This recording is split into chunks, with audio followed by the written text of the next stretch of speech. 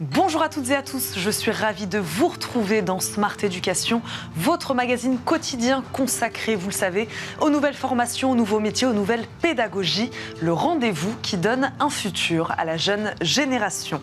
Au programme aujourd'hui, une formation pas comme les autres pour apprendre l'anglais, plus qu'une formation d'ailleurs, c'est un séjour linguistique qui vous est proposé. Une famille de Châtelain vous invite carrément dans son château pour une expérience d'apprentissage 100% immersive. Un environnement original, authentique, au service d'une pédagogie qui a fait ses preuves puisque les Châteaux des Langues fêtent en effet cette année leurs 40 ans. Nous allons donc découvrir ensemble le fonctionnement et l'intérêt surtout pour l'apprentissage d'un tel lieu avec Thibault Lemarié, directeur des Châteaux des Langues. Il est notre invité. Bonjour. Hello. Hello. Merci beaucoup d'être avec nous, Thibault Lemarié, aujourd'hui dans Smart Education. Vous êtes le directeur, c'est ce que je disais, mais ce sont vos parents, je crois, qui sont à l'origine de ce concept. La vie de château, c'est une histoire de famille, c'est ça, une histoire de famille depuis combien de temps? Expliquez-nous. Alors, notre château de famille, château de la Masure, donc déjà, c'est un euphémisme en soi, ma famille l'a racheté en 1900. Et donc, ça s'est transmis de génération en génération jusqu'à arriver à mon père par un oncle qui n'avait pas d'enfant. Et il s'est marié avec une responsable de la formation en anglais qui, du coup, cherchait, comme beaucoup de propriétaires aujourd'hui de châteaux, à créer de la valeur parce que quand ils sont arrivés, ils ont pris un tournevis et ils ont percé une poutre. Donc, il fallait tout refaire. Ça commence très bien. Donc, voilà, c'est une problématique en soi. Et donc, en créant de la valeur, ils se sont dit, est-ce que ce lieu ne serait pas, finalement, extrêmement bien adapté pour des participants assez sollicités dans leur quotidien qui ont finalement besoin de s'isoler pour pouvoir progresser. Donc le lien s'est fait comme ça, tout naturellement finalement. Tout simplement. De rattacher ce lieu extraordinaire à de l'apprentissage, à de l'instruction, à de la pédagogie. Exactement. Alors, nous, on parle de ces châteaux comme des bulles pédagogiques. Ce sont des lieux où vraiment on protège les participants. Je pense que vous avez un smartphone, tout le monde a un smartphone, on est sursollicité, etc. Et à la Masure, comme au château de Varambon et dans les châteaux où on travaille, effectivement, on a cette bulle où on va pouvoir se focaliser. Et justement, ça tombe très bien pour des sujets comme les langues. Les langues, il y a une partie d'acquisition, donc on va vous expliquer comment ça marche, une partie de transfert, la pratiquer avec les participants.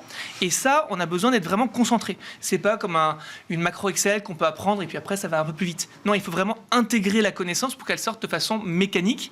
Et ça, c'est la pratique qui le permet. Et donc, on a quand même des programmes qui font un peu plus de 12 heures par jour. Donc ça pousse fort. Donc c'est intensif. C'est en plus d'être immersif, c'est voilà, intensif. Exactement. Alors on a une combinaison justement. On les maltraite un petit peu en linguistique, mais on les chouchoute en accueil. Donc finalement, la moyenne est bonne. Bon, on va revenir dans le détail évidemment de ces séjours que vous proposez. Vous avez parlé, on a dit le château, les châteaux. Il y en a combien exactement? Où sont-ils sur le territoire? Alors, le château historique, c'est notre château de famille, château de la Masure en Mayenne. On a développé en 2013 les communs du château, donc on a doublé d'activité.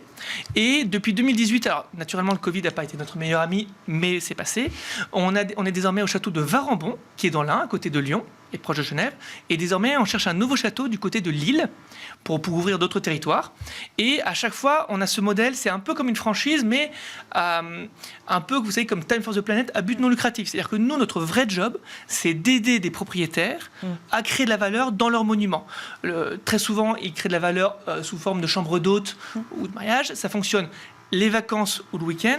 Et tristement, ça fait que la génération d'après ne profite jamais du château, parce que week-end et vacances, ils ne peuvent pas y aller. Et quand arrive la succession, le château sort de la famille. Et pour nous, c'est triste. Une continuité, que ce soit un boulanger, un restaurateur, un artisan d'art ou une famille qui gère un château, ces continuités, elles sont belles. Ça ne veut pas dire que les nouveaux propriétaires sont des gens néfastes. Au contraire, c'est beau ces aventures. Mais si on peut garder des continuités, c'est quand même assez chouette. Et donc, on aide des propriétaires à sauvegarder leur château. D'ailleurs, depuis 2021, on est entreprise à mission, avec comme raison d'être de révéler le potentiel du patrimoine. On ne va pas en parler non plus pendant des heures, on a très peu de temps, on est plutôt là pour parler d'apprentissage, de pédagogie. Mais pourquoi il y a un enjeu de sauvegarde tout de même des châteaux en France? En deux mots, des châteaux, ce sont des...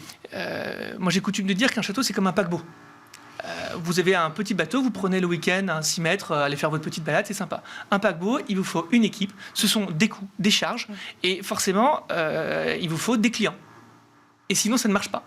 Et donc, nous, ce qu'on a... Alors, autrefois, des fortunes pouvaient se payer. Il en reste quelques-unes en France. Mais pour 30 000 châteaux en France, ça ne va pas coïncider. Donc nous, le côté gagnant pour les châteaux, c'est de créer de l'activité pendant la semaine, ce qui fait que le week-end, la famille peut vivre. Mais le côté pour les participants, et c'est un peu le sujet du jour, c'est justement que ce sont des personnes qui arrivent, elles ont toutes commencé, vous savez, ces 30 heures annuelles, extensives. J'ai commencé le programme, mais je ne l'ai pas vraiment fini, puis j'étais absent là, et puis le prof était absent ici. Et puis le professeur me dit, tu te rappelles, il y a 3 mois, on a vu le prétérite. Ouh, non, il y a 3 mois, je me rappelle de rien du tout. Et le luxe que l'on a, avec 60 heures en 5 jours, donc on délivre pas mal, c'est que vraiment, on peut raccrocher l'intégralité des connaissances. Et ça, c'est le luxe pour les Français qui sont quand même cartésiens, d'avoir comme le sommaire de leurs compétences et de se dire, ah, enfin, je range cet ensemble, bloc par bloc, comme il faut. Et pas dans une pile informe où, quand j'en ai besoin, vous savez, le prétérit, tout le monde l'a vu 12 fois, quand on sort des écoles, etc. Par contre, la correspondance des temps, on ne l'a jamais vue. Étrangement, quand il y a une cause au passé qui a une conséquence conditionnelle au futur, ça commence à devenir un peu sport. Et là, si on n'a pas un moment justement où on se concentre, où on s'applique pour bien restructurer toutes ces connaissances, forcément, c'est court. Et on le voit, nous, on travaille avec beaucoup de groupes du CAC 40 qui, de plus en plus, les boards passent en anglais. Les communications doivent passer en anglais. Parce que qui est la cible, justement? Là, vous nous parlez de groupes du CAC 40, c'est-à-dire que vous formez des adultes, des plus jeunes. Vous ciblez tout le monde? Alors, on a 2 types de clientèle. Pendant les vacances scolaires, on a des adolescents, collège ou lycée. Donc là, en amont, on prépare tout et on les prépare à une vie professionnelle qui est agréable et facilitée sur le plan de l'anglais. Et on a des cadres qui, eux, arrivent un peu tard et qui, justement, on reprend les bases, on remet tout carré pour que, justement, ils soient en phase elles soient prêtes à faire face au monde qui nous accueille. Si on revient un petit peu sur l'angle formation, vous savez que le CPF est aujourd'hui challengé sur la présence de l'anglais dans les compétences nécessaires pour pouvoir bien travailler. Enfin, dans un monde de mondialisation comme aujourd'hui, où on est challengé par les Américains, les Chinois, au sein de l'Europe, on est challengé au quotidien, et on considère, est-ce que finalement on a besoin de l'anglais pour être bon professionnellement? C'est une blague. Enfin, je veux dire, aujourd'hui, c'est un besoin nécessaire de maîtriser l'anglais, non pas en rognant nos racines françaises, et c'est pas du tout en opposition, c'est une richesse en plus, une langue. Et d'ailleurs, l'anglais, mais plus on parle de langue, plus on est créatif, plus on est libre, plus on réfléchit bien, il n'y a pas de limite, entre guillemets. Mais donc, vraiment, il faut vraiment que l'anglais devienne une compétence socle, comme on dit justement au niveau du ministère de l'Emploi, une compétence socle pour les cadres français. Et pas que les cadres. Maintenant, les agents techniques sont aussi confrontés à l'anglais au quotidien. Une semaine, ça suffit? Donc, une semaine, 12 heures par jour, c'est ça à peu près? Alors, on a 60 heures en une semaine. Il y a un principe en formation, les 10, 20, 70. C'est-à-dire que pour apprendre une connaissance, il y a 10% de formation top-down, on vous explique, 20% de pratique accompagnée, donc le TD classique de fac, et 70% c'est vous qui pratiquez. Et donc ça se fait à la suite de l'immersion. On donne plein d'outils pour continuer cette pratique, mais c'est à vous de pratiquer au quotidien, le plus fréquemment possible, dans votre vie professionnelle comme dans votre vie personnelle. Et c'est là où on arrive à ce que nous on appelle le mécanisme, c'est-à-dire 2 et 2 ça fait 4. On n'a pas besoin de réfléchir, ça sort spontanément. Et c'est là justement, si l'anglais arrive à ce mécanisme, ça fait que vous allez pouvoir vous exprimer en vous concentrant sur le message que vous voulez transmettre et pas sur la construction de la phrase. Alors attends, est-ce que c'est un verbe? Vous voyez, interrogation, le sujet, le verbe, le sujet, je ne sais plus. Vous avez déjà perdu votre auditoire. Il faut que ce soit fluide et donc mécanique. Vous parliez de sursollicitation tout à l'heure avec les smartphones, etc. Donc le château, on s'enferme, on est là que pour ça, on est là pour l'anglais. De quelle manière cette atmosphère aussi, ce décor de château, peut peut-être aussi faciliter l'apprentissage? Au-delà du fait qu'on est en effet enfermé, voilà, on est là pour l'anglais. Est-ce que ce décor-là facilite aussi, vous, de votre expérience, permet, l'immersion? C'est là où je me demande à quoi elle sert. Est-ce que vous, de votre expérience, vous vous êtes dit, oui, là, je vois que véritablement, ça facilite l'apprentissage ou l'ancrage des connaissances? Il y a un point qui est essentiel pour nous, c'est la notion de plaisir. Je vous disais, déjà, nos châteaux, il y a un groupe à la fois. Ce n'est pas un grand centre où il y a plusieurs groupes à la fois. Et en fait, nous, c'est une petite échelle de 6 participants max. Et on crée une ambiance très familiale, très bienveillante, et on ne juge pas. C'est essentiel parce que beaucoup de Français, avant même de faire une erreur, vont se brider. Ce qui est la catastrophe absolue, parce que donc, du coup, vous ne parlez pas.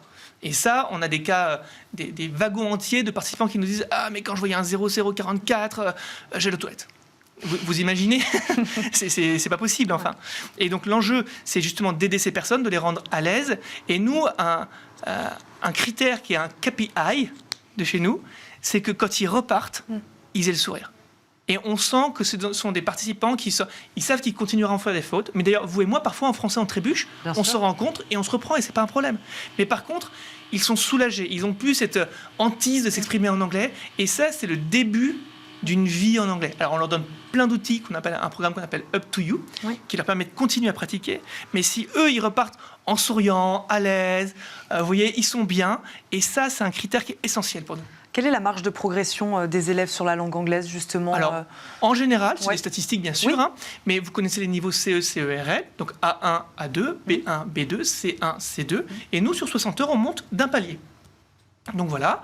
Alors, naturellement, après, il y a tout le programme Up to You qui continue de maintenir la progression. Je vais être très franc avec vous, le danger de l'immersion, c'est de faire cette immersion ultra intensive et de ne rien faire derrière. Et de pas continuer derrière. Et là, je te dis franchement, c'est du gâchis. Parce que quand on a la chance de pouvoir progresser, il faut cranter et continuer la progression. Pour revenir sur cette question de préservation du patrimoine, vous, quel lien vous faites entre cette question-là et l'anglais? Ma question derrière ça, c'est peut-être que retiennent ces jeunes et ces moins jeunes après des séjours chez vous, en plus de l'apprentissage de la langue anglaise. Voilà, avec quoi ils repartent aussi? Eh bien, et ça, on est assez fiers de ça, c'est qu'ils se rendent compte que le patrimoine n'est pas du tout figé. Souvent, on a une vision du patrimoine en France qui est muséale. C'est-à-dire que voilà, on le met dans une boîte un peu de formol, vous voyez, et ça ne bouge pas.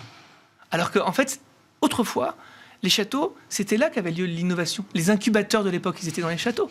Versailles, c'était quoi Versailles? C'était le plus grand showroom du monde où toutes les cours européennes sont venues voir qu'on était meilleurs que les Italiens en glace. On était meilleurs que les Romains en marbre. On était meilleurs que les Anglais en étoffe.